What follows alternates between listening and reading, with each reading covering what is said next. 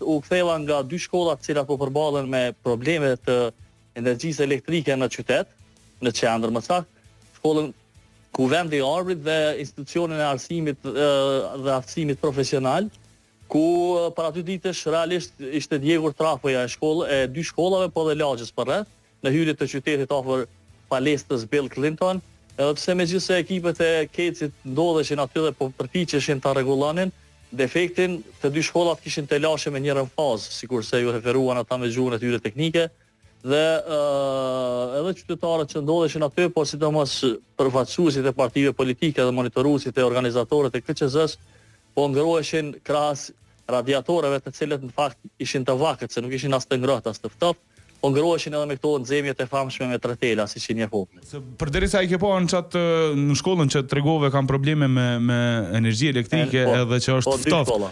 Po, a mos mujtë me kuptu se çysh është numri i atyre që nxehen me rotacion e kanë bo, apo që dhe të nxehen radiatorin? Jo, realisht është si duket është tilla pak subjektive, po fatbarësisht dritarët e klasëve ishin nga ona jug perëndimore. Kështu që thanë që pas dite kemi pas pak më të lehtë për shkak se i kishin të hapur perdët, edhe nuk ishte ambienti kështu i pa përballueshëm.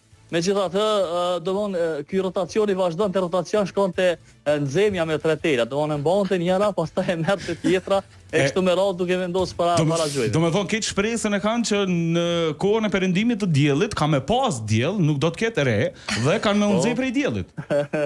Po, pastaj do të vinte lashet në mbrëmje, sigurisht se ne do të jemi prapë aty. Ajo nota s'ka i sfat aty, nota s'ka i sfat. Jeni fantastik.